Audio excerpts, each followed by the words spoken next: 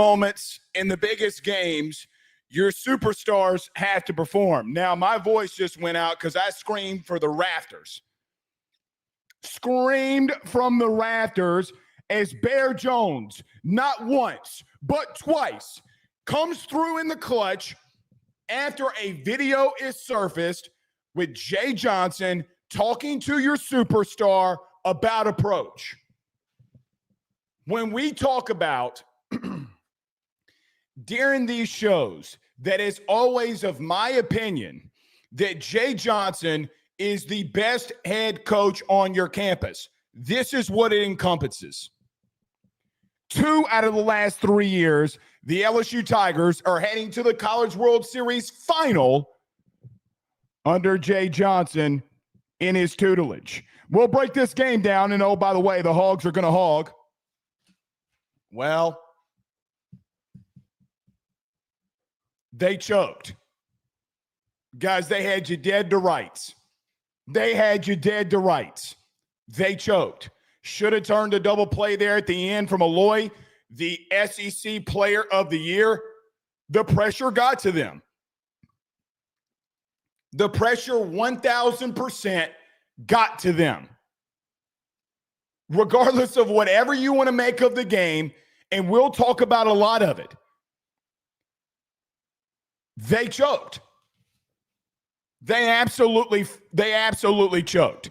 The pressure, they could not, they couldn't deal with it. They could not deal with the pressure. All right.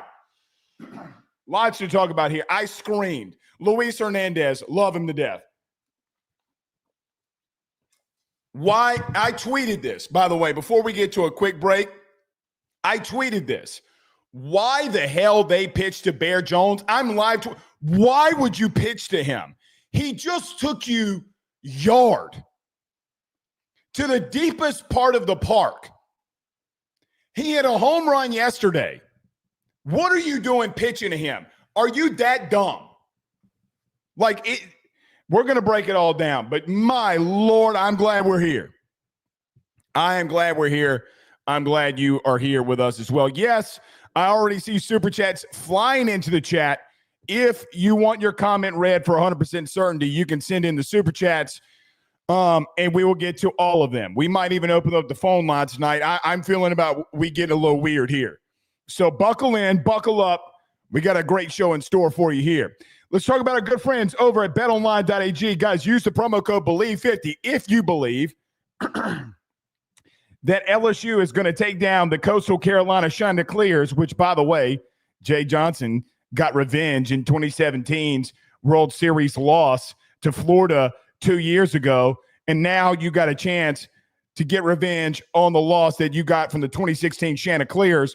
Go over to BetOnline regardless. Use the promo code BELIEVE50. That's BELIEVE50, BLEAV50. You'll receive a 50% off welcome bonus on your first deposit. BetOnline.ag, where the action starts. And our good friends over at Red Stick Financial. Guys, if you're needing to refinance, if you just want to see what it would look like if you got a high mortgage rate with those interest rates going down, if you bought a home recently, call our good friends over at Red Stick Financial, 225-407-9250. That's 225-407-9250.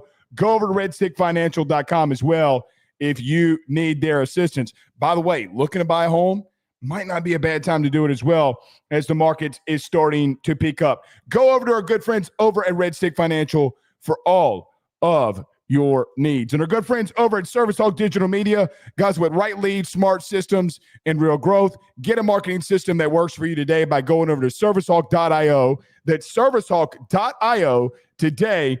Use the comment box. Let them know that Blake Ruffino sent you on by. If you're an HVAC, got a call today from our good friend Ricky. He's an HVAC. Heard about the show. Listen to the show. So shout out to Ricky. But ServiceHawk, if you're in that industry, you're looking for the right leads with smart systems, you need to get over to our friends over at ServiceHawk Digital Media. And our good friends over at Section 103 for more comfortable than the club seats. I see you Tiger fans already having the hats. I screamed too loud. But I already see y'all in Omaha with the hats. I already see you in Omaha with the gear. Go over to section103.com, click the LSU selection for all of the best apparel that you can find that is LSU related. The hats fit great. The shirts fit great. Guys, I love their shirts. They fit phenomenal. Get over to section103.com today. That's section 103. Use the promo code AYS. That's AYS at checkout. You'll get a 10% off of your order. Guys, I love their stuff, by the way. Really, I wouldn't say that if I don't. The white hat that we wear, I think we got it in here somewhere. We'll go and find it. But absolutely freaking fantastic. Section103.com is the place to be. Walk off. Yes. I can't believe it. I can't believe it, man. This is insane. Bear coming in through the clutch.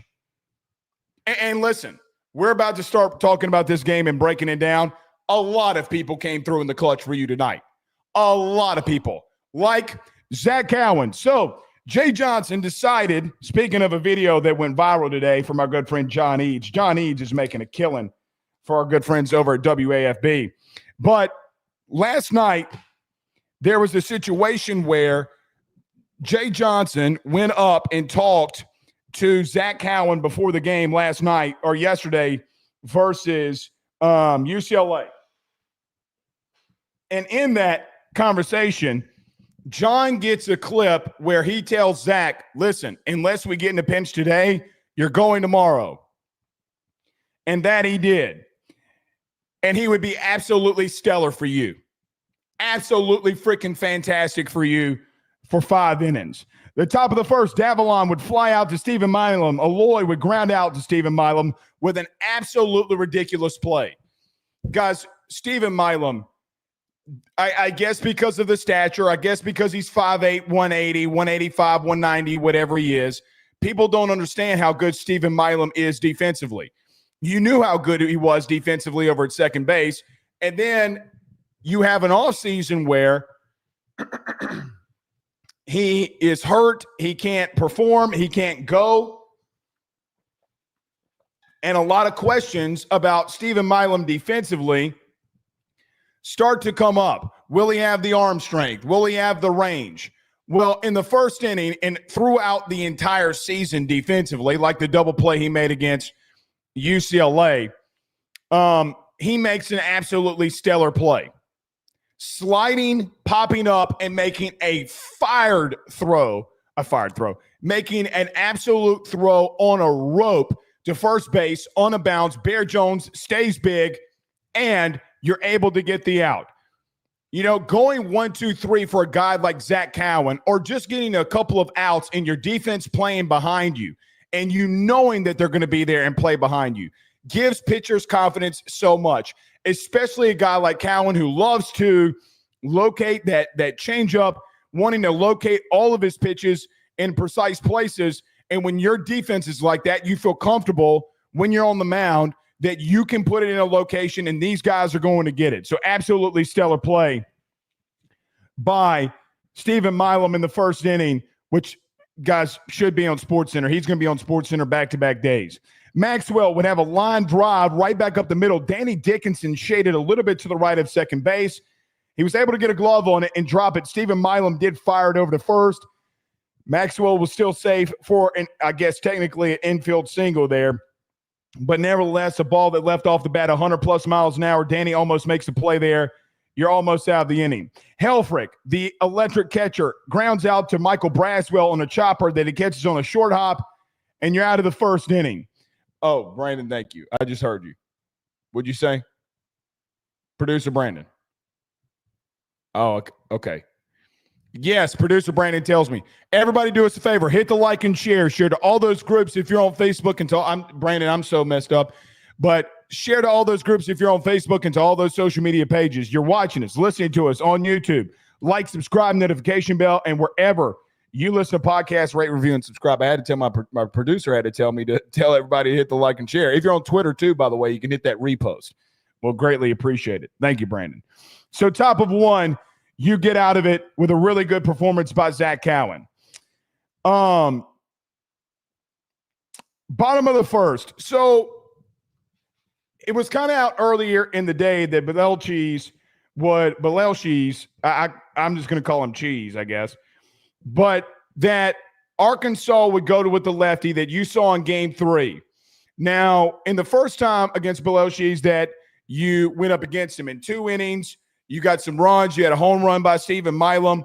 And the question was going to be Zach Cowan, who's been struggling, and a guy in LSU who hasn't started in 3 weeks. How would the two guys perform? And like Nate Ackenhausen, the big lefty, really got some things going and was phenomenal for them tonight. In the bottom of the first, Curiel would get a ground ball off the first baseman's glove.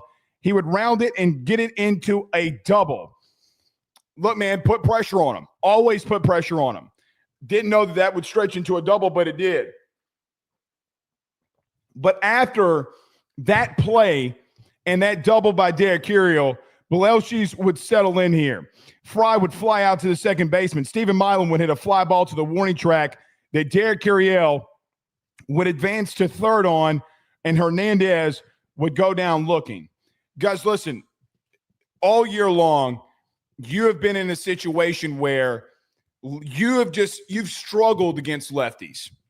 I don't know how else to put it. I know that Koki Riley over at The Advocate put out the statistics on what LSU was against lefties. And quite honestly, guys, even though you did what you did against Zach Root and you ran him from the game, all season it's been a massive struggle for you. It's been an absolute struggle for you for that situation against a guy that can locate off-speed stuff. Now, you got to him in game 1, but the entire season, guys, you hadn't really been able to get to him. And after those 2 innings, they wound up winning the game 7-4. But it was the only lefty that you had gotten to. You get a double, and you're unable to get a guy in home that advances on a sac fly to right field by Stephen Milam. He's at third. You're unable to get him home. And in a game like that, man, sometimes you just got to put the ball in play and see what happens. I don't know, and I know that this is an issue for a lot of you, and a lot of you have brought this up. I don't know sometimes if a guy is just constantly pumping in strikes, if you're not going to need to be more aggressive if you see another lefty. If they give you something, man, sometimes you're just going to have to go. Now, you got into the bullpen, which may have been a right approach because Gackle, when it mattered, gave up the runs, right? So a guy in Gabe Gackle, I mean, look, Belelshis did not give up the runs. Now, technically on the score sheet, it will say that he did. But the big hit by Jake Brown later in the game came off of Gabe Gackle. So you get to a situation where that you look at this and say to yourself, maybe the approach was to, if we're struggling, let's get the pitch count up as much as we can to then get to the bullpen that, guys, quite honestly, has been wavering a little bit and has had a lot on their plate. Maybe it was the approach, but, man, early on in this game, I did feel like, especially in that first inning, they're pumping in strikes. I'm like, man, swing the bat a little bit here. But you do go down looking. Approach worked, though. Approach 100% worked. Top of the second, Kojal hits a line drive right back up the middle on the first pitch. But Keola Lloyd would strike out looking, Robinette would strike out swinging, and Iredale would fly out to Chris Stanfield. But there was a problem there. As Luis Hernandez got his glove out a little too far with a catcher's interference. I mean, look, man, 2 strikes. You're trying to get the baseball. You're trying to make a play behind the plate, and Luis has been great all year, man, for me. It's a tough break. Even though he hit the glove there, he still smoked it. He absolutely smoked it into center field. I do wonder if you don't have an interference there in some ways, if that ball's not over the fence. Regardless, it's a catcher's interference. Runner gets put on first. So you have a first and second situation for Justin Thomas. Guys, on Thursday of last week, when we did our keys to victory, and we talked about Arkansas, and we talked about Arkansas a lot last week, and we talked a lot about Arkansas this week. Justin Thomas, when he was in Baton Rouge, killed you. And I felt like even in the first, and I'm pretty sure I tweeted this, he grounded out to Stephen Milam, who was shaded in an area right back up the middle to get the out. Justin Thomas, who led and still technically leads the tournament in Omaha with hits. He killed you in Baton Rouge, and guys, he killed you again tonight. The first inning when he grounds out to Stephen Milam, guys, that ball could have easily been through and you being in a little bit of situation. But listen, he wasn't. And he was in the right place at the right time, and he gets the out there. So you're out of the inning in the second. Bottom of the second, Jerry Jones hits a line drive single over the shortstop's head in the left field, and it would only be the start for the Big Bear as he gets on first there. Pearson would hit into a fielder's choice. 6-4 put out. Pearson gets the first. They're unable to turn into the double play. Chris Stanfield on a check swing bloops it in front of the catcher. You have a 2-3 put out, and Danny Dickinson is intentionally walked. So a situation where Bear Jones gets your first hit of the night in the second. You hit into a fielder's choice. Stanfield has a check swing, which he's trying to hold up on. He can't hold back enough. The ball gets put in play. It's kind of killer. And it really affected pitch count here. Then you got into the bottom of the order with a guy in Danny Dickinson who at the moment had really been struggling and has been struggling at the plate. Guys, if you keep getting in situations, and you will get in situations, if Michael Braswell is up and there's 2 outs, and Danny Dickinson or whoever it is right there, there will be a situation where people are going to get intentionally walked to get to Michael Braswell. Now, I want to remind you of something. I feel as if you are going to win this thing, and we will talk about this a lot tonight at the end of breaking the game down. If you're going to win this thing, you're going to need Michael Braswell to do something. You will. But Danny Dickinson gets intentionally walked. They're not even thinking. Guys, Danny Dickinson wasn't even in the box yet before Arkansas makes the call to intentionally walk Danny Dickinson to get to Michael Braswell. Now, the question is going to become, do you take Brazzy out of the lineup and go with Reeves? In games like tonight, just throwing this out there, in games like tonight, he is an automatic out. I understand it. But in games like tonight, when defense lost Arkansas their season, my question becomes, do you take him out?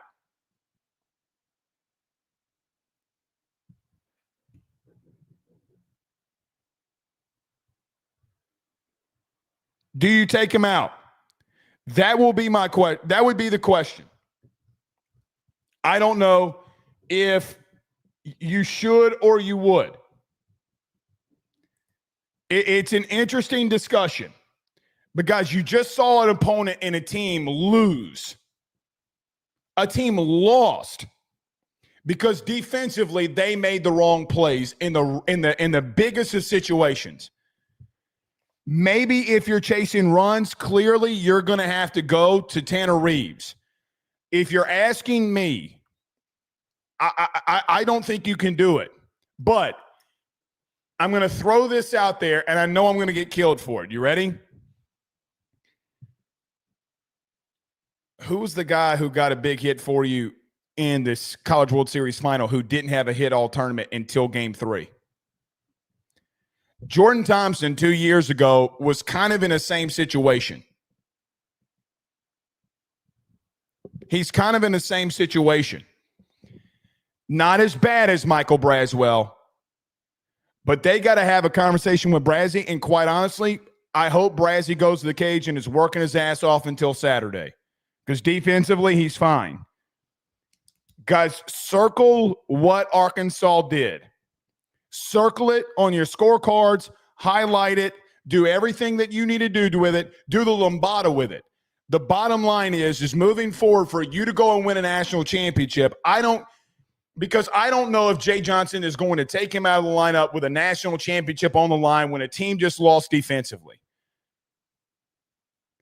He's going to have to be in a situation where he comes up big for you. He will. I mean, it's why you get paid the big bucks, which, by the way, Jay Johnson, after tonight, is going to be the highest paid head coach in the country. Come come 2 or 3 weeks from now, Jay Johnson deserves and will be the highest paid head coach in the country, and he absolutely deserves that. But, look, I understand we're in the bottom of the second here, and we got a long way to go and a lot to talk about. But the bottom line remains is what are you going to do there? If you're chasing runs, you might have to go to Reeves. If you're up or close, you're going to have to stick with Brazzi. I know some of you might not like that, but it's just the overall truth. Top of the third, Zach Cowan goes 1, 2, 3. He gets Davalon to line out to Jared Jones, who made a ridiculous catch out at first. Wahio Aloy would strike out Zach Cowan in 5 pitches, 4 of them being changeups, would get him out. Maxwell would ground out to Stephen Milam, and you go 1, 2, 3 in the third. So, I kind of felt like early, and I wrote this down, and I want y'all's comments in the chat. I fully believe this here, that for the entire game until the 9th, anything you could do, I can do better. The entire game. Zach Cowan goes 1, 2, 3 and goes in 12 pitches. In the bottom of the third, Belelshis would strike out the side. Curiel, Fry, and Milam would strike out. He would get his 3rd, 4th, and 5th K. Anything you can do, I will do better. And here's the one thing I'm going to say about Arkansas here tonight, guys. That is a great team that you just beat. That is a great, G-R-E-A-T, not elite, great. And every time that you did something, and every time they did something, the other team kept answering. And I don't want to miss that because of how great this game was. Get a line drive single by Arkansas. Bear Jones turns around, line drive single. You go 1, 2, 3 in the third. If you're Zach Cowan, Belelshi says, yeah, watch this shit. He K's up the side, man. That is what elite college baseball looks like, what you just saw tonight. It encapsulates itself in the third inning. With every time that one team takes a jab or throws a hook, the other one's coming right under with an uppercut. It's special, man. And it's why people love this game so much. It's why I love the game so much in these high leverage situations. You got it here. So both Cowan and Belelshis would go 1, 2, 3. Belelshis would get the Ks in the third. Top of the fourth, Helfrich would hit a home run into center field off of Zach Cowan. Guys, it was bound to happen. It was bound to happen that one of these elite power hitters, and especially in Helfrich, who is a dog and deserved to be the SEC catcher or first-team catcher. Dog. Dude. Squares up a changeup and hits it over the center field wall. It's the only mistake that Zach Cowan made all night. And they made him pay. And you know what? Great teams, when you make mistakes, will make you pay. I'm just glad that it's a 1-run shot and not a 3-run shot with runners on. Regardless of all of that, when you see a team, Zach Cowan saw at this given moment Helfrich 4 times.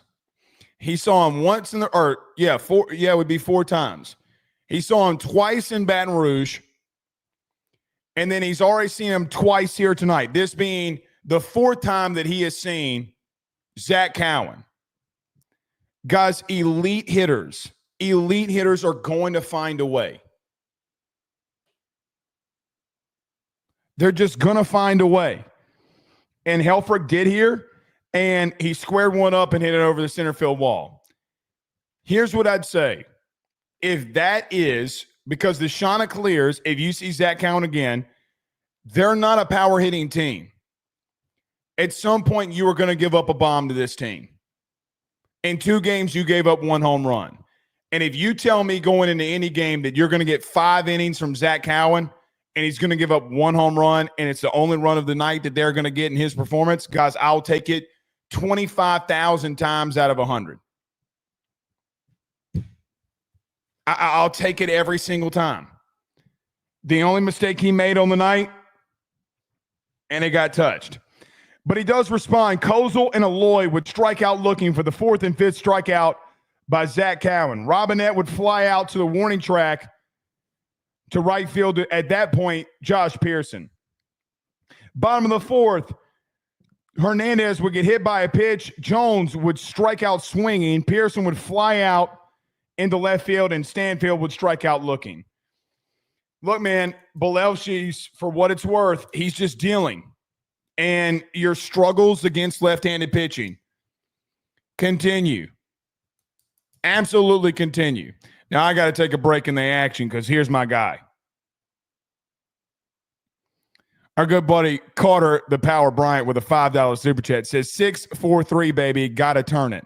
LFG Hogs, crying emoji, celebration emoji. Yeah, Carter, we'll get to that in a minute. But I see that you were in here.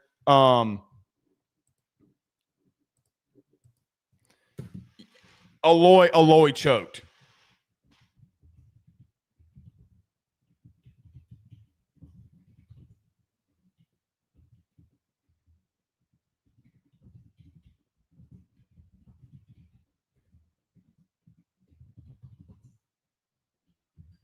He choked. He absolutely choked. It's the most guys, we'll get to it in a minute. But Carter, I see your super chat. I know that you're in here. I got you, my brother. We'll get back to it.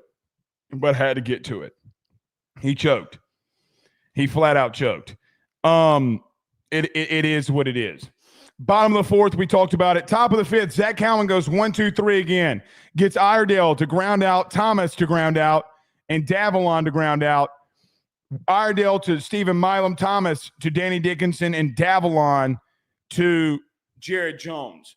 Guys, for what it's worth, Zach Cowan has gone 8 innings total against Arkansas, and he's given up a run. A run.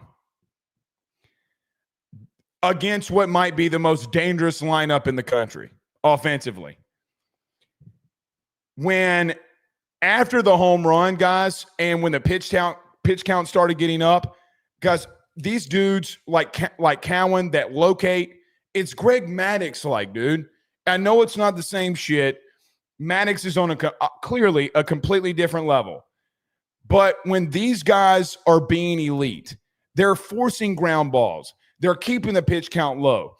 They're going 1-2-3 in the inning. So when you look at Cowan, for what it's worth, in the 3rd, he goes 1-2-3. In the 4th, he gives up a home run, but then he goes 1-2-3 with 3 strikeouts. And the top of the 5th, he goes 1-2-3 by getting 3 groundouts. And then you go into the 6th, which we'll get to in a minute. And even really in the 1st. Guys, 5 innings of domination on the mound. I don't want to just pass by that.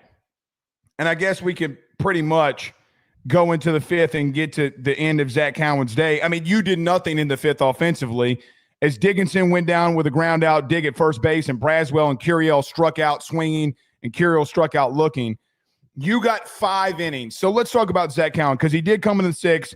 He did get Aloy to strike out, and Maxwell hit a ground ball single. So for 5 1/3 innings pitched, Zach Cowan went off. He went off. And when Jay started him today, I know what all of you are thinking. I knew exactly what all of you are thinking. All of you were thinking was, man, Zach Cowan has been bad as of late. South Carolina, he gives up a bomb. Then he goes up against Little Rock, and he gets rocked. And you're in a situation where you got to turn to him. Because if you would have lost tonight, tomorrow would have been the biggest game for your season, clearly. But to the moment, the biggest game of your life, of the season. and he gives you 5 innings with 1 home run, but guys, in a lot of these, he's going 1, 2, 3 and absolutely working this lineup. So a total this season from Cowan, 8 1/3 innings pitched, where he gives up a run against Arkansas. Guys, that's Kate Anderson shit. That's Kate Anderson shit. I'll be intrigued to see what you get from Zach Cowan moving forward. I really will. But because of how the game ended, I think we will miss the outright elite shit that you got from Zach Cowan because you needed it. You needed it. Because now it sets you up, too, in the perfect situation where Kate Anderson's going on Saturday. And now, or Anthony Ionson's going on Saturday. I mean, Jay, we're going to have conversations about where Jay's going on Saturday. Regardless of all of it, man, regardless of all of it, it's just 5 1/3 innings pitched of absolutely elite shit. Absolutely elite shit. Wow. Just absolutely wow. You got to love it. You got to love it. Top of the 6th inning, so let's get there. So you do nothing in the 5th. Cowan goes 1, 2, 3. You go 1, 2, 3. Belelshis is still dealing. Top of the 6th, Aloy strikes out, and Maxwell is up. By the way, Zach Cowan has struck out Aloy. I think that was the 4th strikeout that he had on him all year. Struck him out 4 times or 3 times. But I know it's no less than 3. So 3 or 4 times he struck him out. That's insane. Maxwell gets a ground ball single into the shift. Stephen Milam's not placed right up the middle, but it's more to the side of the left side of the second base bag, and it gets through. And that would be the night for Zach Cowan. Again, just legendary stuff. If you're going to win this thing, you always needed that performance, and you got it. You got it from him. Helfrich comes up, who just hit the bomb off of Zach Cowan. I was wondering here, man, like, look, you don't want to give up a 2-run bomb. I don't know if you want to see, like, let Helfrich go up against him again. He already hit a bomb. And listen, here's the stuff for me about for Jay that gets missed. Zach Cowan just gave up a bomb to Helfrich in the 4th inning. Jay makes the move to Jaden Newt coming out of the pen. And in that move, Jay would not be scared enough to make the moves that he deemed relevant when Dave Van Horn wouldn't do it. And like pitching to Bear Jones in the 9th. In that, I feel Jay. I do think Cowan could have continued to go there. Why risk it? Get Jaden Newt some work. Now, he did give up a fly ball to Pearson to the warning track. Maxwell, though, oh, no, he hadn't advanced yet. So a fly out to Helfrich. He would advance to third, excuse me. So you have a wild pitch and then a sac fly that would advance him to third base. And then Kojal would come in and strike out swinging from Jaden Newt. Critical moment right there in the heart of their lineup. Jaden Newt, look, I know we'll talk about Newt maybe a little bit in the 7th inning here, but he came in a clutch spot and really did something special for you.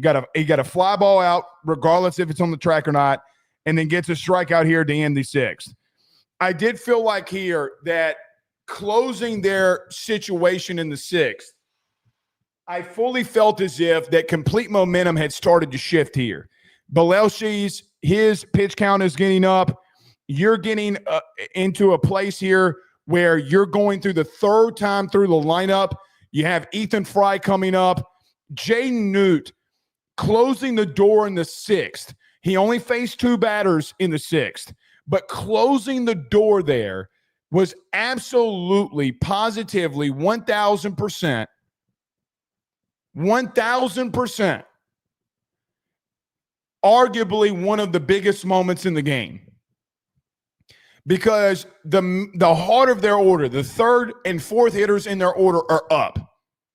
4th and 5th, excuse me. Or, 3, 4, and 5, because Maxwell hits the single.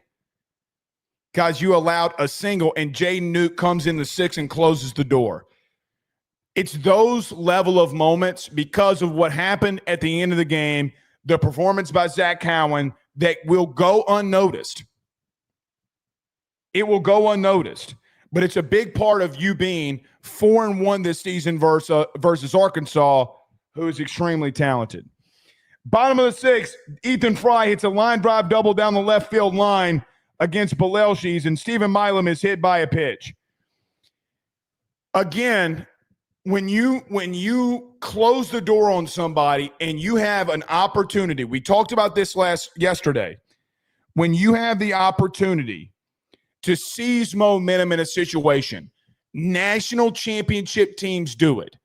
Ethan Fry leading off the inning with that double is the start of you breaking something open and getting the game tied and then potentially taking a lead here.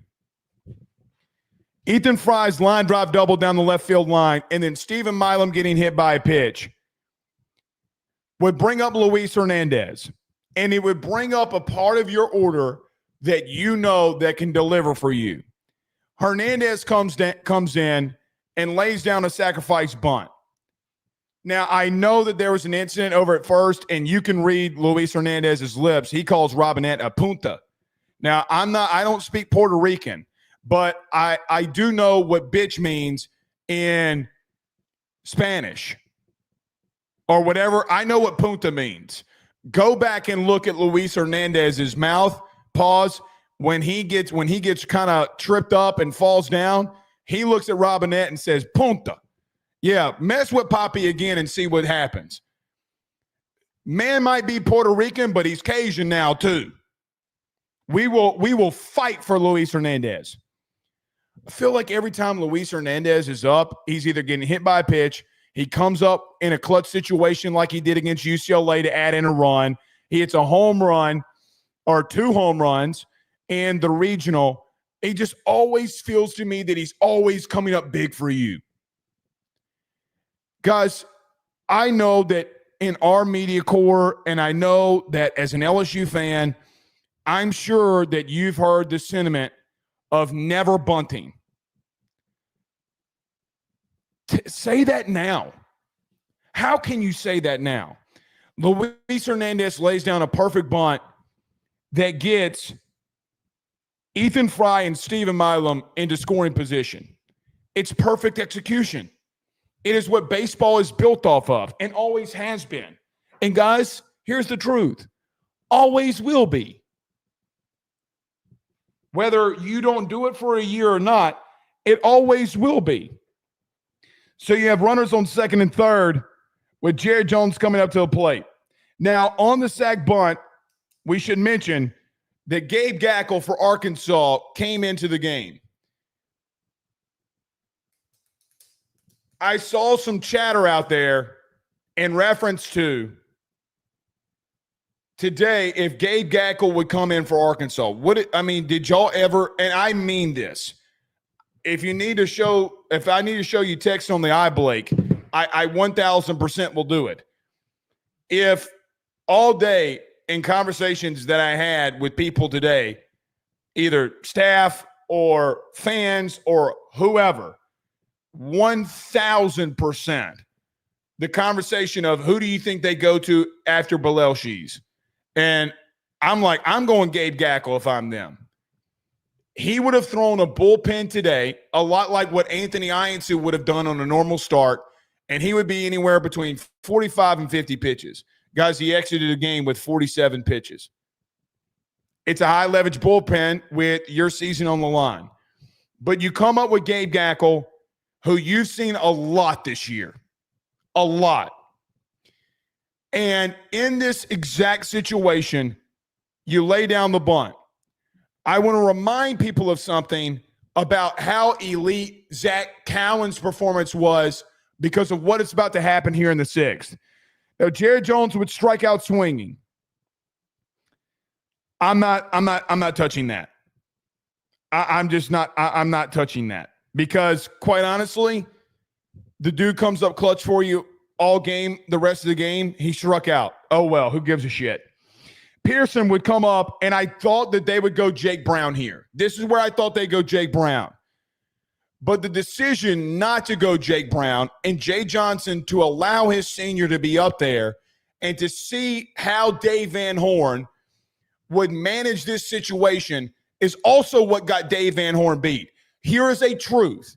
Whether Arkansas fans want to listen to this or not, whether they are willing to accept this, here is a truth about tonight's game. In the 6th inning, when Jared Jones struck out, you intentionally walked Josh Pearson, the lefty. You didn't want to go Gabe Gackle versus a lefty with runners in scoring position in that situation. You intentionally walked him because Chris Stanfield was up to the plate.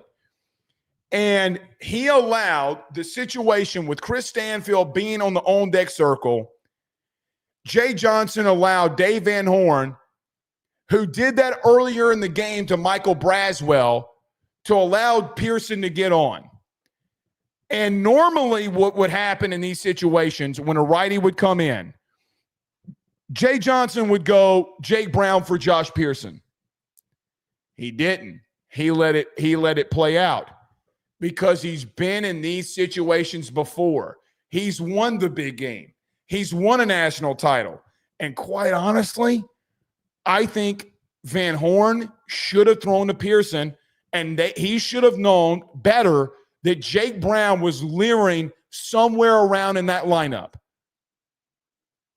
He was leering around there somewhere, someone who hit 2 bombs off of you in game 2 to take the series away from you.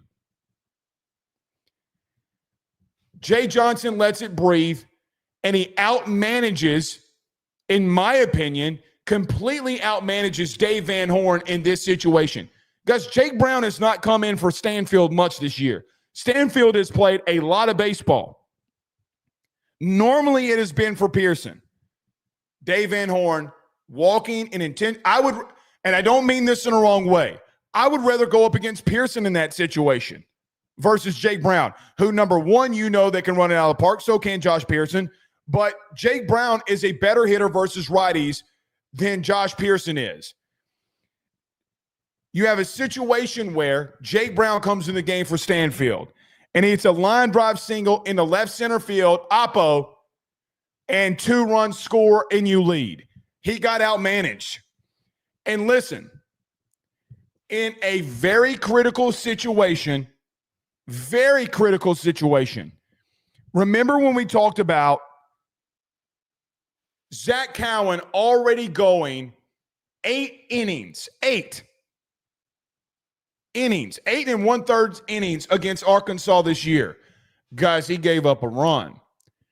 Gabe Gackle comes into the game, and it's not that he wasn't good down the stretch, because he did some good things here too.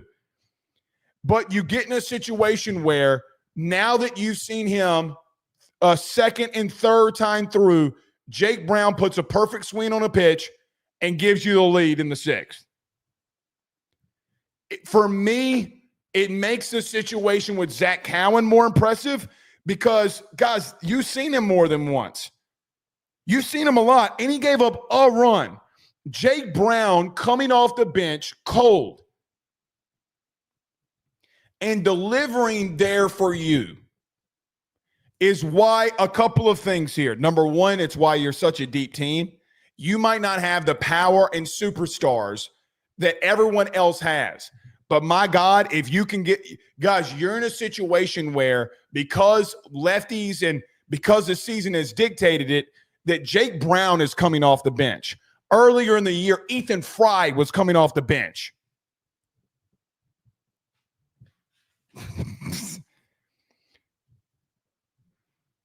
It makes Cowan's performance because what he did, and then you're in a critical situation, and then your coach, guys, he should have I mean this, Van Horn should have let him pitch to Josh Pearson there. I think it was a dumb call.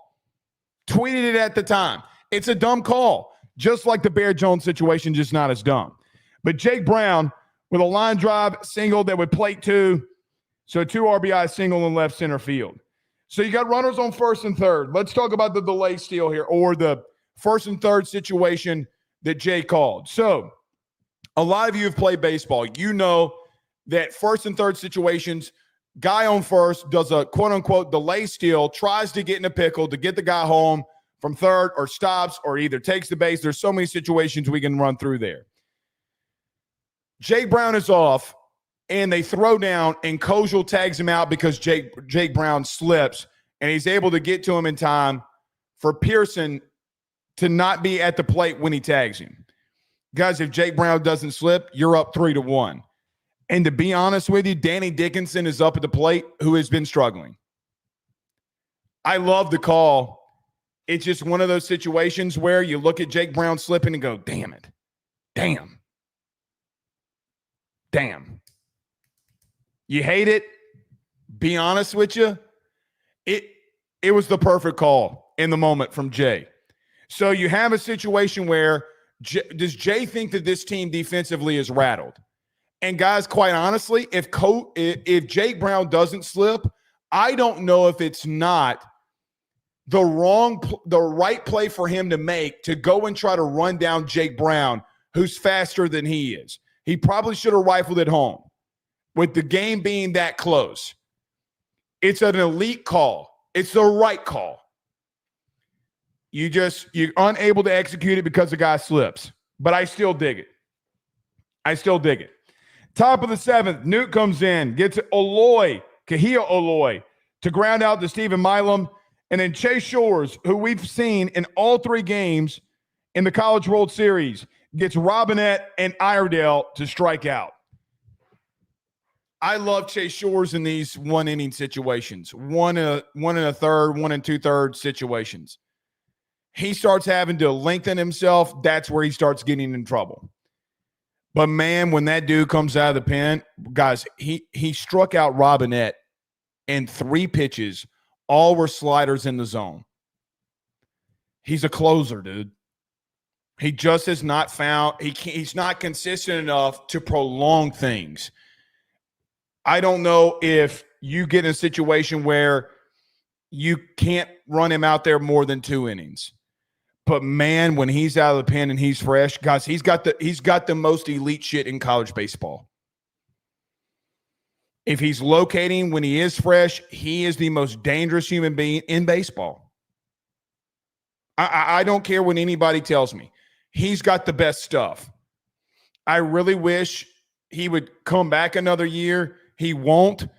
I still think he's got to find a secondary pitch that he can throw for strikes.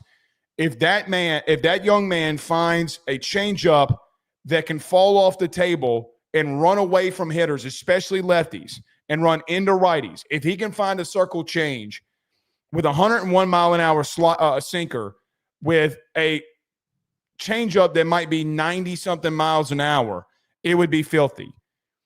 But he comes into the top of the 7th here and gets Robinette and Iredale to strike out swing. Guys, he's got the shit. It's just, what Chase Shores are you going to get from a prolonged situation? There in the 7th, he absolutely went disgusting. Absolutely went disgusting there. So you got to love it.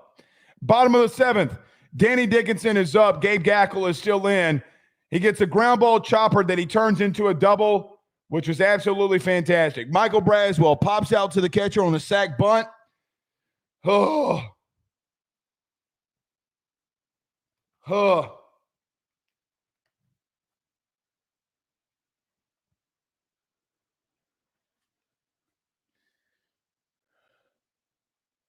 Golly.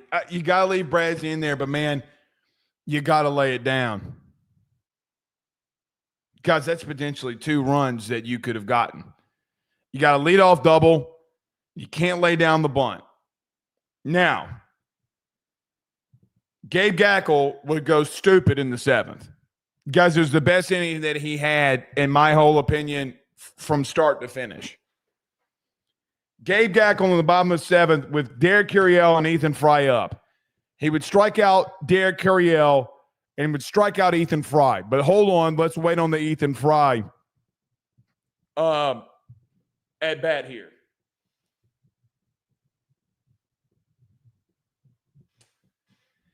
Ethan Fry struck out in the 7th, but he ran Gackle's pitch count up to 10 pitches in the at-bat, which, guys, would plague him, which would absolutely plague him in the bottom of the 8th, because he would have to then see Jared Jones. And he's laboring after throwing 140 pitches in the last 2 days. It's a strikeout, and you got to deliver with runners on. I get it. But, man, sometimes when a guy's got a team's number, kind of like Cowan, you just got to battle like hell and try to get him out of there. Ethan Fry had a 10-pitch at bat, which raised that pitch count up. Does Gabe Gackle find himself in the 9th to end it if he's 10 pitches less after giving up the Bear Jones bomb? I don't know if he doesn't come into the 9th. It's the little things that count. It goes down in your scorebook as a strikeout. But a 10-pitch at bat absolutely plagued the situation for Gabe Gackle to try to finish the game. And he was pissed. And he should have been pissed. But Ethan Fry battled. Now, the situation, though, if Michael Braswell lays the bunt down, you got to put the ball in play to get the run in.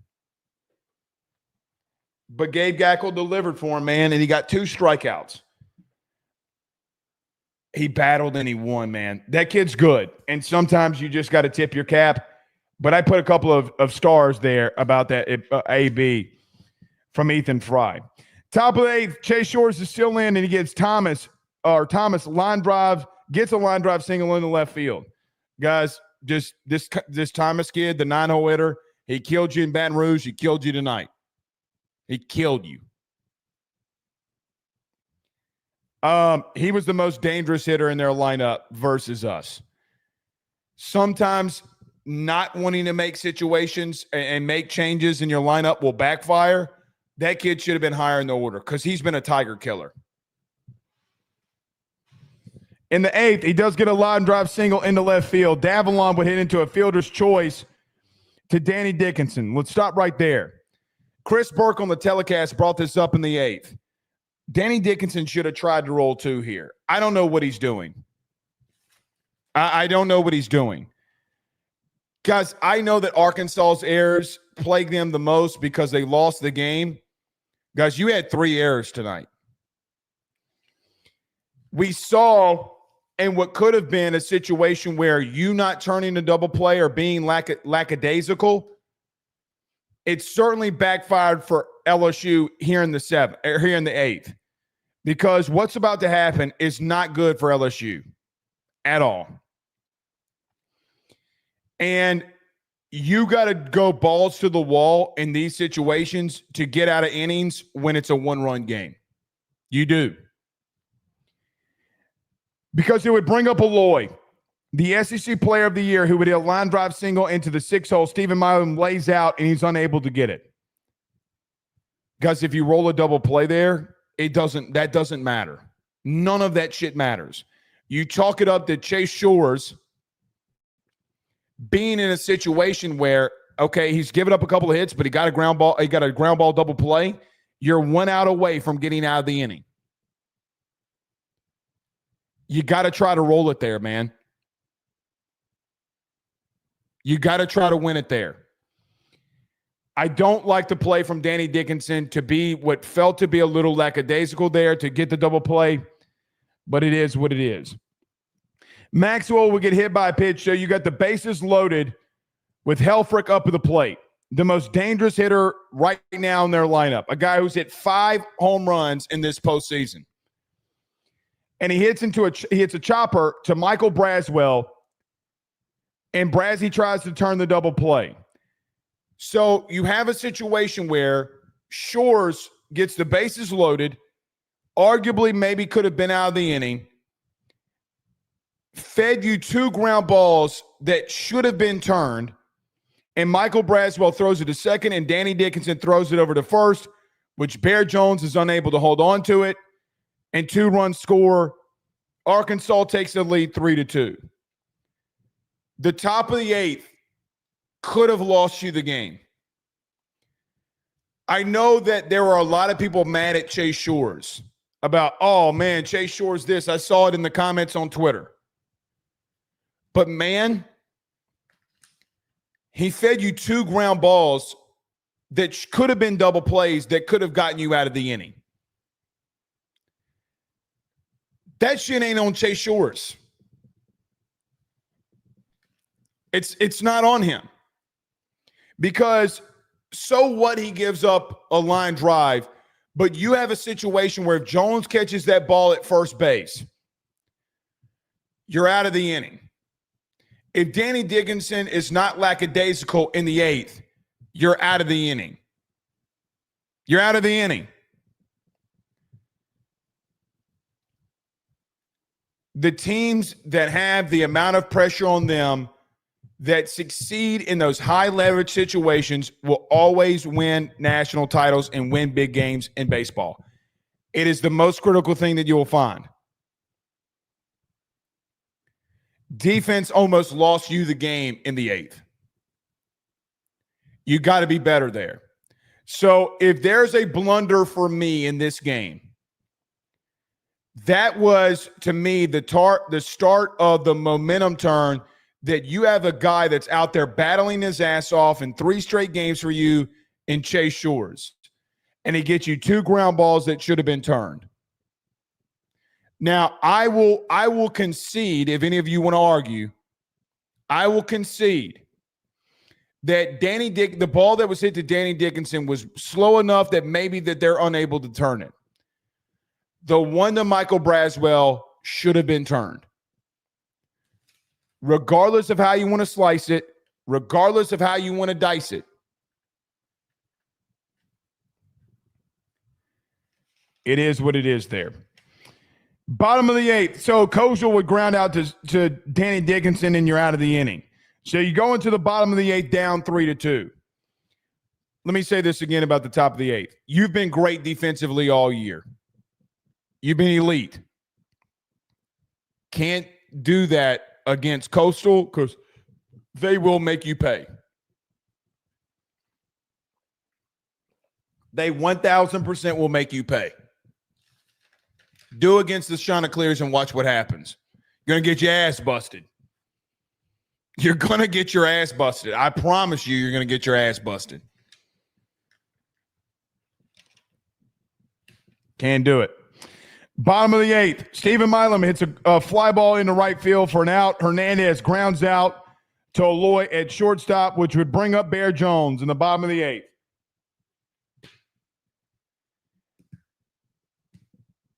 God, what an emotional situation here. The first of 2 very clutch situations. So Bear Jones, who has been, guys, I don't want to get in the debate with you. He's been very good at first base. Very good. I don't know if I really remember a time that Bear Jones didn't make big plays at first. There have been some situations with him defensively at third, and maybe he's missed a pick or 2 here or there, but pretty much all season he's been clutch. He doesn't come up clutch for you in the 8th inning defensively, but he comes up in the 8th and he has a chance to make up for it. And he does. On the first pitch he sees, he takes one yaya in the right center field. Oppo, see you later. Ever since the sit down between Jay Johnson and Bear Jones, I think we're seeing another dude. The first AB that he has, if you remember, that he hits a line drive into left field over Aloy's head. It's the at-bat where he kind of dips down on the slider, leaves his chest down level to the ground, and then pokes it over the shortstop's head for a single. That being in the second. He comes back up in the 4th, and he comes back up in the 6th, and he strikes out. But who Bear Jones has been for you all year has been, whether it be versus Tennessee, whether it be versus Bama, whether it be versus Little Rock, honestly, and putting the dagger in somebody when you needed Bear Jones the most, as up and down and up and down and up and down like a seesaw he's been, like the stock market. When he had to deliver, when at the biggest moment of his college career comes up, the first pitch he sees, he takes it over the wall. And guys, all night long, whether it be Belelshis or whether it be Gackle, they are coming in firing, and they are coming in firing in first pitch strikes. Now, in that situation, Jared Jones is not waiting. He wants to go get that one back. And he does. This is what LSU baseball is. And Jared Jones, when he walked it off in the ninth, which we'll talk about in a minute, says, this is LSU. What he did in the eighth is LSU. All the shit, all the talk, everything about Bear Jones. Everything about Bear Jones. He hits one out when you're down against UCLA to give you the lead. And then tonight, he hits a bomb for you to tie against Arkansas. Guys, it's legend status, really. We can talk about the strikeouts. We can talk a lot of things about Bear Jones. But when you needed your power hitter, when you needed your superstar, he put his big paws on one, and he sit that bitch in the right center field like he did against UCLA. Exactly what he needed to do, he did it. He did it. He got it back for you. Now, I wish you weren't in that situation, but you were. And he 1,000% got one back for you. So you tie the game at 3. What an absolutely clutch human being. What an absolutely clutch human being. It's beautiful stuff, man. It's beautiful stuff. I don't know if you could write a script better than that. The only thing that could have been better is if, honestly, somebody was on and he took the lead with you there. But he gives up one, or he gives up 2 technically. And then he goes and gets one for you to tie the game there. Absolutely love it. Pearson line drive single into the 6 hole. Brown would walk, and Danny Dickinson would strike out on Gabe Gackle's last pitch. He was pissed, throwing his glove, throwing a tantrum in the locker room. Top of the night, Chase Shores is still in. Aloy grounds out to Stephen Milam, which Bear Jones then digs one out at first. He got another one back for you. Robinette hits a line drive single into center field. Then Iredale with a line drive double in the left center field that would bring up Thomas, the Tiger Killer. You should have walked him. If there's one error on the night from Jay, he should have walked Thomas to get the bases loaded. I know that you're bringing in Jacob Meyer here, and you brought Jacob Meyer in for Shores in this situation. But you bring him in against Thomas, who had a line drive single against Shores the last time he had saw him. Guys, I got to be honest, I'm putting him on and getting the bases loaded. I almost lost my mind when Jay decided to pitch to him. So, which would kind of come back around for Dave Van Horn twice tonight, intentionally walking Pearson to get to Jake Brown, which I guess he didn't know that Jake Brown was going to be there, but he should have known. Not intentionally walking a guy that is absolutely obliterated your ass was head scratching to me. He's killed you. He's killed you.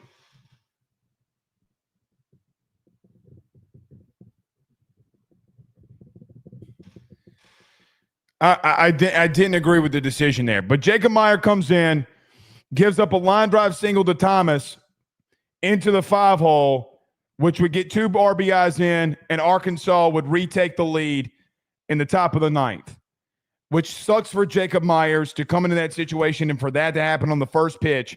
But I thought he should have walked him there. We even tweeted it. Should have walked him. It is what it is, but he's been a Tiger killer, and guess what? He ain't going to the national title. We are. So you ain't got to see his ass no more. Thank God. But Jacob Meyer will get Davalon and Aloy to strike out. You get Davalon to strike out swinging and Aloy strike out looking, and you're down. Oh, excuse me. You're not down 1. You're down 2. You're down 2 in the top of the ninth, 5-3. Absolutely killer. Bottom of the ninth, let's get to it. Because here we go. We got a lot of super chats. We've been in here already an hour and 8 minutes. We got a long way to go tonight. John Pearson would strike out swinging. Derek Curiel would hit a ground ball to first base. Let's stop right there. All week we talked about last week, Thursday, when we faced off against Arkansas on Friday, and in our preview about them for the entire series or whenever you saw them, the number one key to victory in this entire thing against Arkansas was clearly one thing from me. Put the pressure on them and make them make the plays. Make them win to get to the national title. Make them do everything that they need to do to be a championship level team. Dave Van Horn's been to the College World Series 10 times. He's never won a national title. LSU's been there 20 times. They've won 7 national titles, might be 8. Make them make the plays. It was the number one thing that we always talked about with them, was if they're going to beat you, they are going to have to overcome the massive hurdle and the 1,000-pound how much does a gorilla weigh? 1,000-pound gorilla off of the back of Dave Van Horn for him to proceed. And listen, they still got to play tomorrow, but make the play to advance. Now, on the bottom of the ninth, Derek Curiel rolls over on one, which should have been the second out. But Robinette goes too far off the bag to try to make a play to Gibbler, who is in the lefty, who you have already seen. And he makes a bad throw for their first error of the ninth inning. There has always been and always will be with Arkansas, when it absolutely matters most, can they make the plays to win it? Can they make the plays that when they need to win, can they make them? Reese Robinette in the top of the ninth against Derek Curiel cannot. He throws the ball away, an error by the first baseman that gets Derek Curiel to second base. That was the start of what would be the most electric ninth inning that I can remember. Ethan Fry would come up against Gibbler and he would walk. So you got runners on first and second. And the only thing that I was screaming at this exact moment was put the ball in play. But if you put the ball in play, please do not hit the ball on the ground. And what is more than likely the play of the night is that Stephen Milam comes up to the plate and hits the ball to his counterpart and Wahil Aloy at shortstop, and he throws the ball to third. Guys, he should have rolled it. He should have gone to second to win the game. You're in a situation right here where, guys, quite honestly, it should have been the ball game. We should be playing tomorrow night. But you have 2 ground balls into the infield. And neither time does the first baseman or the SEC Player of the Year in Wahil Aloy make the right play. They can't. They can't make the right play. Robinette throws it away. Aloy decides to go to third base instead of rolling the double play that would have ended the game. Now, that would bring up Luis Hernandez. But it felt like at that point, the pressure had mounted so much for Arkansas that they would start to crumble. It felt like that they were starting to crumble. They could not make the right plays when they needed to. They choked. Woo! Pig Dookie. Woo! Pig Dookie. That's what their infield was. Dookie. They could not make the plays when it mattered the most.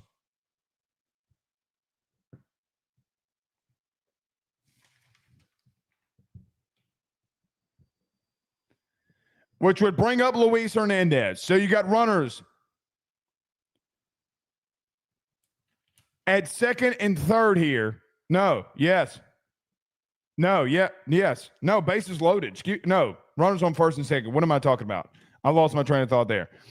So runners on first and second with the put out, 2 outs. And Luis Hernandez comes up. And it's a line drive into left field, where the left fielder slips, is unable to catch it, and Stephen Milam and Ethan Fry score. We're tied at 5. Woo! Pig, Dookie, Razorbacks. Guys, they committed 3 errors in the inning. Now, Aloy's play will not go down as an error. It should. It 1,000% should. When it mattered most, you put the ball in play and said, if y'all going to win, go take it from us then. Go take it. Robinette, Aloy, and then the Luis Hernandez live drive into left field. They can't make a play. It is astonishing to me. Guys, at that point, when the ball left the bat off of Luis Hernandez and when the ball left off the bat against for Stephen Milam, I thought it was ball game, to be honest with you. I thought it was over. But they could not make the plays that were necessary. They just couldn't make the plays that were necessary. Which would bring up Bear Jones in the bottom of the 9th. And all of you that follow us on Twitter, this was the tweet that I fired off. Brandon, I'm going to find it right quick. You don't have to find it. I know that you said you were looking for it. I'll find it. This is the tweet that we fired off here. I'm going to share it in here because I think it is very critical to point this out. This was the tweet that we put up in the 9th inning.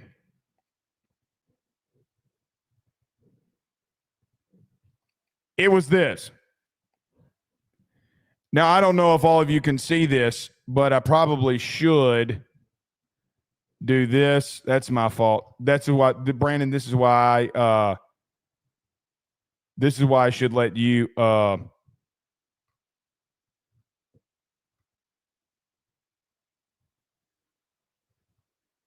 I should let you do it. Here it is. The tweet says, they're going to walk Bear Jones here. Watch. I was wrong. They didn't.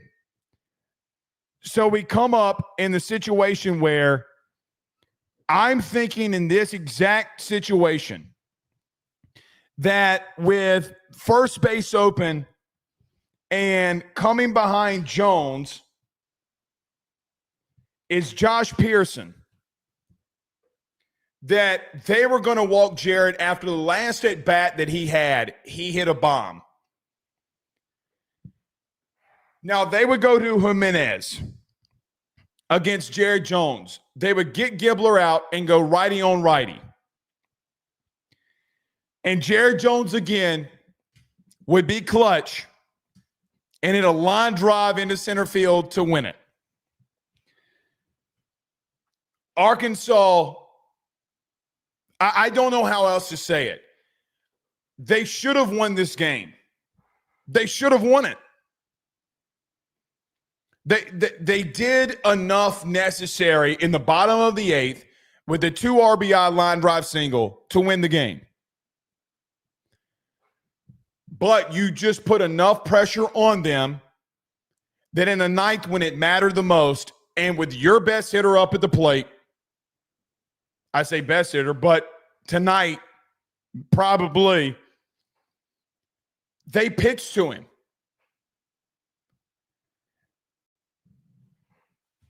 Here's what I'd say in the conclusion of the game. I think, number one,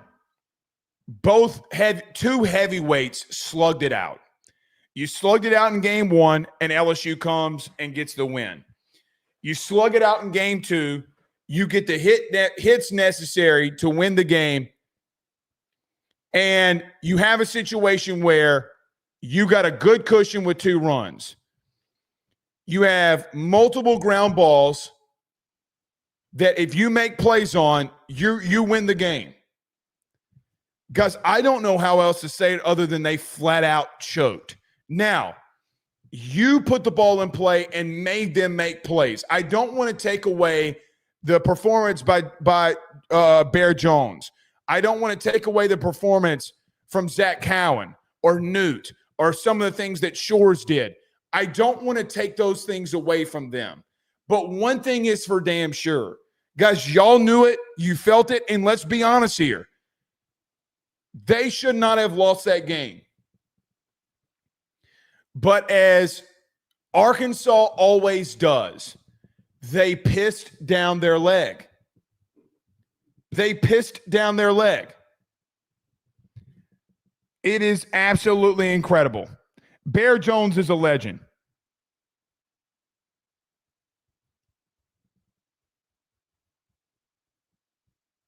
He's a legend. It is incredible. It is absolutely incredible. Sometimes when you're going to win a national title or you're on your way to winning a national title, the truth is that you need a little bit of luck. And Arkansas gave you all of that luck. They gave you that luck. It's absolutely insane. Woo! Pig, Dookie, Razorbacks.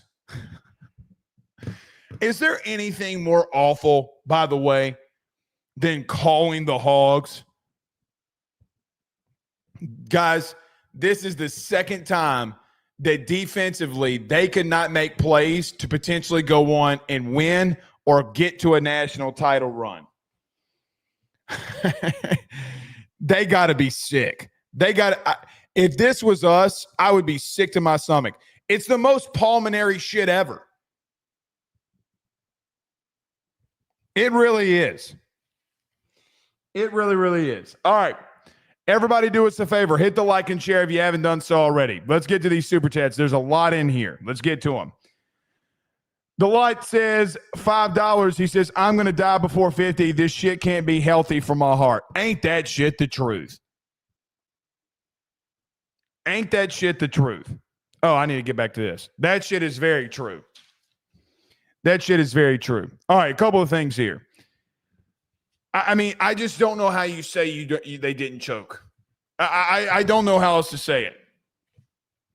But look, now you go into, we probably should get to this, and I'll probably get to it with the super chats. You go into a situation with Coastal Carolina. What if they won 24, 25 games in a row? Hottest team in the country. I said last week, too, I want revenge. In my bracket, I said on Thursday, or last Thursday, that I don't care what happens. I'm going with heart. I'm not going with gut. I want Coastal Carolina to win. The entire time in Omaha so far for the 3 games that Coastal Carolina has played, I have been rooting for them to get there. I want revenge for 2016. You got revenge for 2017. I want revenge for 2016. They're a great team. Not the same type of team that you'll see against Arkansas. They're a great team. They do everything well. We'll get to Coastal Carolina tomorrow. Let's enjoy the night and get through tonight. But, guys, you find yourself in the College World Series final yet again. 2 out of the last 3 seasons, Jay Johnson has led you to the national title final. For a guy that some of you said reminded you of Ed Orgeron during the season. For some of you that have been mad at him for decisions that he's made and things that he's done. Guys, he's been to the College World Series final 2 of the last 3 years. He is the best coach on your campus. With the House settlement case and everything that's changing in college athletics, I hope they give Jay a blank check. I hope they tell him that he can do whatever he wants. I really do. You're 2 games away from winning another national title and getting your 8th. There's no better coach in the country better than Jay Johnson. You have the best head baseball coach in the country. He's been at 2 of the last 3 finals. You think Skip never got luck? Skip did get luck. He did have luck. He did have situations where guys like Warren Morris, who hadn't had a home run all year, he walks one off in Omaha. Jay is a beast, and he's a monster. And anybody that will ever say anything ill about Jay Johnson should turn in their LSU fan card. That's all that I know. All right. Got a lot of super chats flying in here. Bro337 says, blank, I'm going to be unsufferable at work after this. I'm assuming my man lives in Arkansas, and as soon as we get off of this show, I am going to be insufferable as well. I am going to be insufferable as well. Ricky Bertrand sends a $5 super chat, says, bear warning in Omahogs. Go wee all the way home. Yeah. I will say we're undefeated with my daughter's drawing behind me, by the way. Just throwing that out there. Guys, Ricky, they choked, brother. They flat out choked. I mean, it's your best players got to come up with plays, and theirs could not. They couldn't do it. They couldn't do it.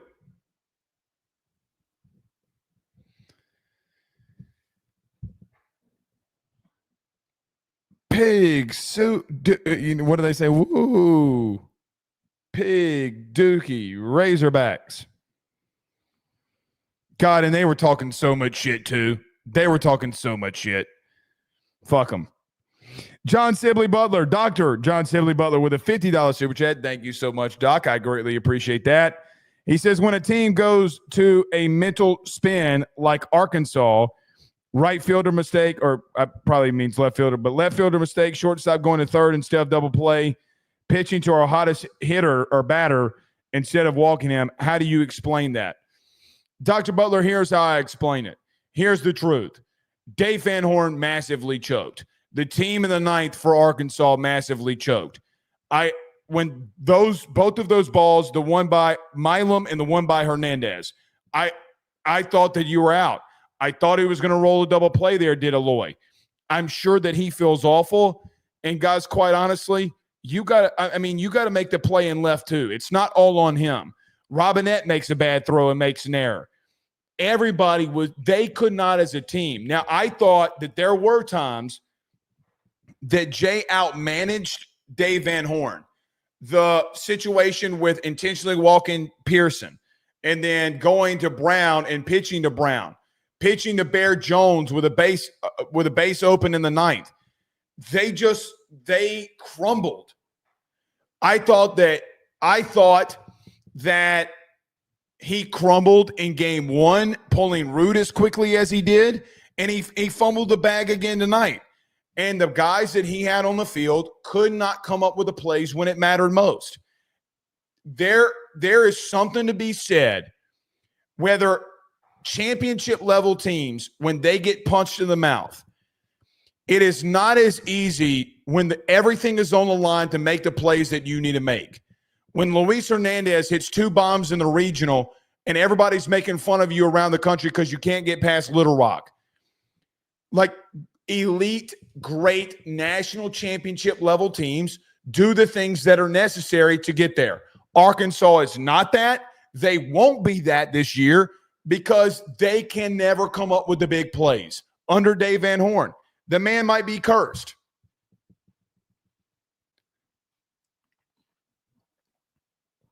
The man is cursed.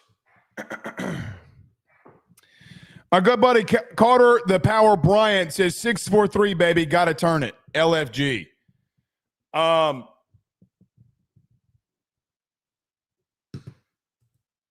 God. You know what's crazy is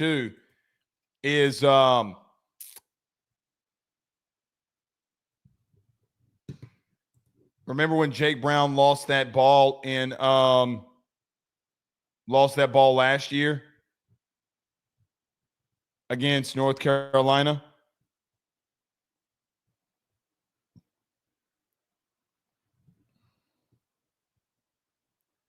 Oh, wow. Jay Johnson went up to Wahil Loy at the end of the game and talked to him and was basically shook his hand and told him to shake it off. And guys, Jay's a class fucking act, dude. I don't know why some of y'all talk shit about Jay.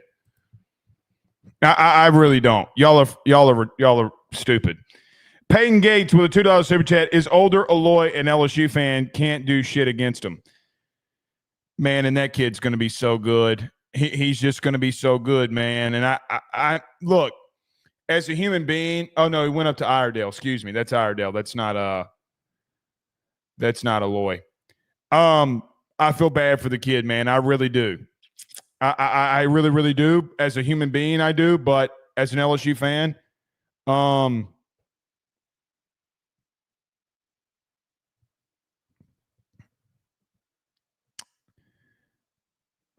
don't know, man.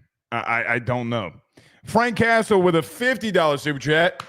Much love to you, Frank. My man's always in here. Thank you so much, brother. He says, in Omaha, going to go all night with this Coastal Carolina, babe. Going to go all night with this Coastal Carolina. Blake, she will be converted to an LSU fan. Oh, I get what you're saying. I'm shocked. It's not often I'm this proud and happy. Got to use it. I love this team, staff, and humble but mighty state. Frank, I will tell you, let me just ask y'all in the chat. I have told some people, my wife, Chris Phillips over at SEC Unfiltered, that if LSU got to Omaha, I was going. But I feel like if I go to Omaha and we lose, that this show will be cursed forever. I don't know if I should go now. In the chat, should Blake Ruffino go to Omaha even though we're 3-0? Tell me yes or no. Thumbs up, thumbs down. I'm thinking that I shouldn't go because if we lose, then I don't want to be the one that's cursed.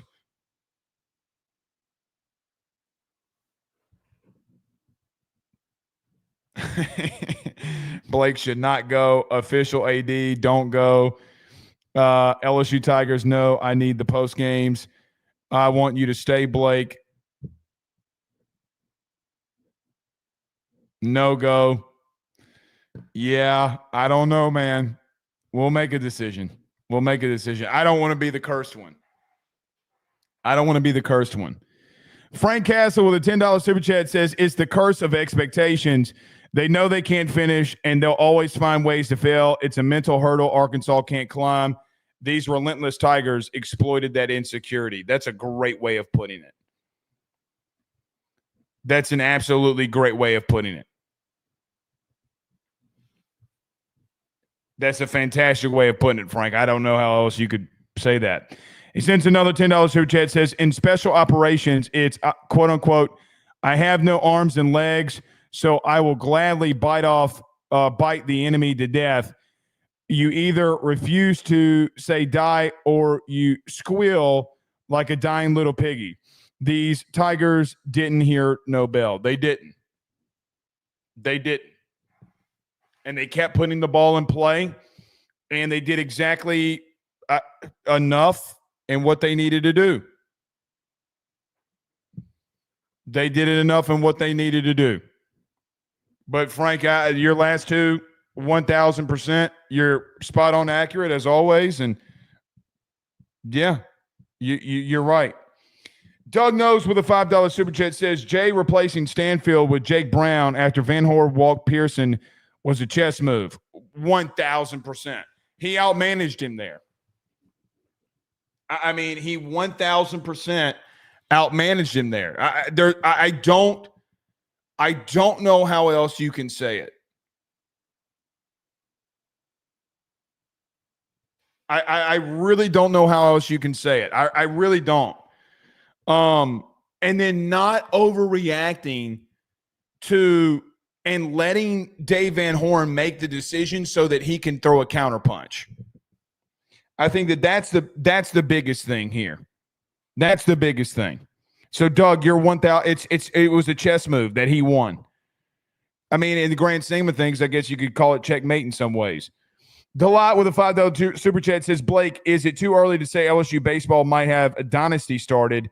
I don't see Jay and LSU slowing down anytime soon. Let's win this weekend, and then we'll talk about that. Let's win this weekend. Let's win this weekend.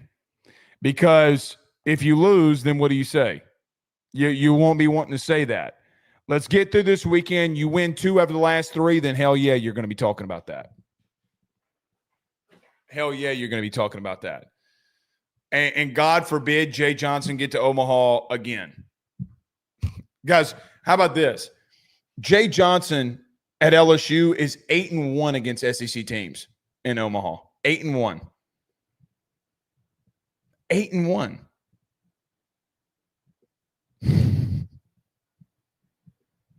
No, yeah, 8-1. The only loss being to Florida. Insane. Ricky, I think this is the Ricky that I spoke to today. If so, good to have you in here, brother. Hope to bring Ricky on soon with AYS. But Ricky says, Blake, I'm just not seeing how you could justify leaving Braswell in. I just don't believe Reeves' glove is worse enough to take the automatic out with Braswell. So, Ricky, there's a couple of schools of thought here, brother. I don't know. I mean, the one thought is that because Reeves has had some situations in his past at third, that you get in a situation where that you don't want to risk that. But Braswell is an automatic out. Tanner Reeves has hit a lot of baseballs very hard this year. And as of late, the last time we've seen him, he's hit some balls really hard. He's not getting hits, though, either. Like, they're getting hit really hard, but they're at people. And I do feel like that sometimes that, though, at some point those balls will land. And I understand that. I don't know. I don't know what Jade's going to do here. If you're asking me, it's a tough situation because you're playing for a national title.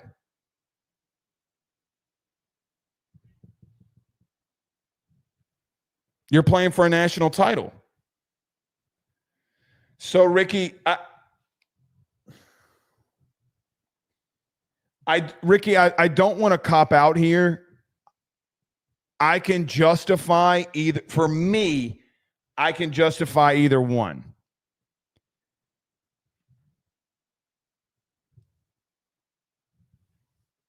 Let's see what happens moving forward. If he keeps running Braswell out there, I understand it. If he wants to start Reeves on Saturday, I understand it. I understand it all. So, look, we'll see, man. We will see. I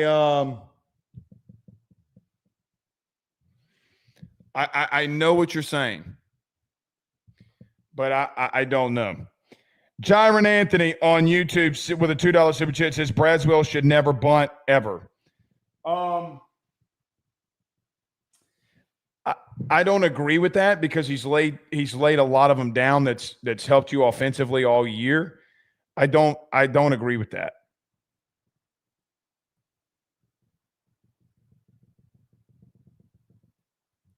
I just don't. I just don't agree with that.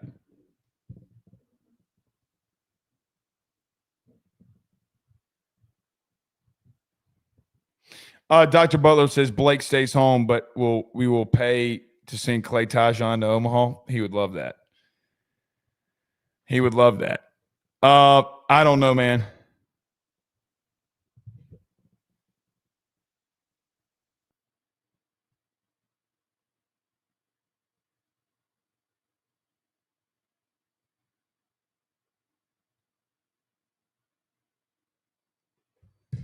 I don't know. All right. Broad 337 says, where's the screenshots calling for Jay to be fired? Idiots. Idiots. If you've ever been on social media saying to fire Jay Johnson, you're a fucking idiot. Seriously. I told you were an idiot then, and you're an idiot. You're a bigger idiot now. You're even a bigger idiot now. Yeah, it's so stupid. Brad with a $20 super chat says, Jay Johnson, if LSU were to win number 8, is on the road to another dynasty and could very well surpass Skip Bertman being 48 years of age. And I think Skip would absolutely cherish that. Here's the thing. There's a couple of things here. Number one, let's get through this weekend before we start talking about dynasty. Guys, we still got a long way to go. And Coastal Carolina is not a slouch. That's number one. They are a really, really good team with really, really good players, a really, really good head coach.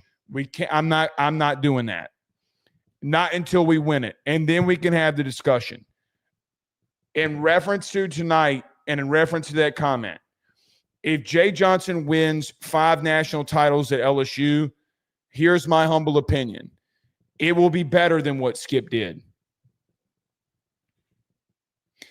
I know that you could say, well, Blake Skip built it, but Jay's doing it in a completely different era with NIL in the portal, which is, and guys, quite honestly, where teams around the country take baseball more seriously and spend more money and do a lot of things to be just as competitive as you. If he wins 5, I think it's better than Skip. Jay Johnson is always going to love the mentorship of Skip Bertman, and that is his best. Skip Bertman's not the ultimate best friend of Jay Johnson. Guys, maybe one day there will be a documentary on this, and fans can really go behind the curtain and see what happens here. Jay Johnson talks to that man every day. Paul Mainieri was sour grapes, and he got sour. He didn't give a shit about Paul Mainieri. He gave a shit about when Skip says something, it's almost in gold for him. Let's win the weekend before we start talking about a dynasty. You know what I mean? Like, I don't want to. I want to win it first.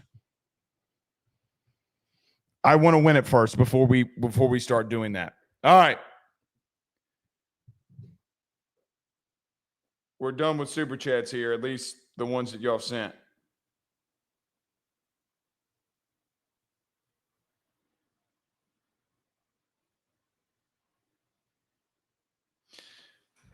Y'all,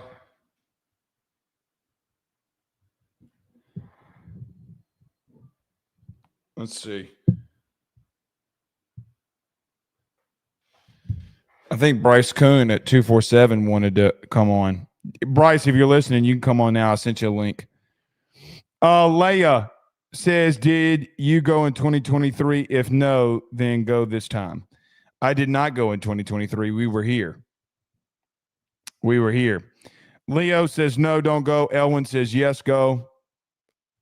Zeus says, no. I think I'd get killed if I went and we lost. I would get killed. MR Video says on YouTube, did somebody actually compare him to Skip when he's only won 1 natty? Guaranteed that said fire Jay at least once. What an idiot. I did not. Hold on. Just to clarify what Blake Ruffino just said, I did not compare him to Skip Bertman. what I compared him to and said is if he wins 5 national titles because of the situation where college baseball is today, which was massively built by Skip, it would be more impressive to me than what Skip did based off the question that I was given. He's not there now, guys. He's won 1 national title. I mean, what are we talking about? But we'll see. SLU Lions, this one should be good. Balak K, I hate when people call me that. It's so dumb. Please do not go to Omaha. Tigers keep going. Love the show. Thank you for loving the show. But I hate when people call me Balak K. Drives me insane. Trevor says, but he is Ed Miles of baseball.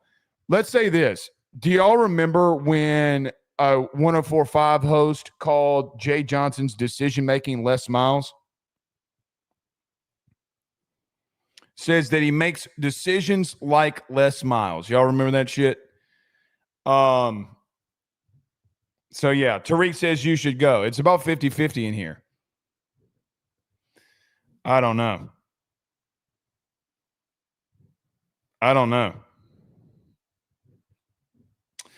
Super chat for you. Sorry about the name call. Love the show. All right, cool. Thank you. You didn't have to send me money to apologize, but I'm glad you did. You didn't have to do that. It's all good, man. It's all good. Yeah. I mean, Marty, I'm not leaving the comment up, but yeah, he got compared to Les Miles for decision making. What are we doing? What are we doing? Like what in the hell are we doing? It blows my mind. Blows my mind. Big J. Cole says, all I'm saying at least, and only 3 times with my wife, and went to LSU game together, 2019 football, 2023 baseball, and 2025 baseball. Maybe we need to go every season in both sports. You better be in. Somebody send Big J. Cole's ass to Clemson. Send his Pentecostal ass to Clemson and give him some chicken and dumplings and some fried chicken and some sweet tea, and he's going to be fine. He's going to be fine. Ricky with a $5 super chat says, Blake, I was there in 2023 when they won. I can say it's something great to witness and would recommend it. Yeah, I want to go. I'm scared to go because I feel like all of y'all will kill me. Even though Blake Ruffino has no bearing on this game whatsoever. If LSU wins the national title, it's not going to be because of me. It's not going to be it's you know what I mean? It's not because I go or it's not because I stay. I mean, we make a shitload of money when we do stay.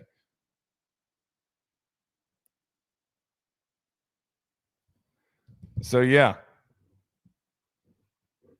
Jay Johnson doesn't eat grass. That he doesn't. Brandon says, stay your ass at home. You know I had you with your beard. All right. Well, that's about, he saved me on shaving my beard. Official AD, please don't go, please. Fuck, I hit my teeth. That shit fucking hurt. Okay. All right. Y'all have made y'all's point. Ricky, I talked to Ricky today. He said he was there in 2023. Yeah, Ricky. I bet you it's a hell of an experience.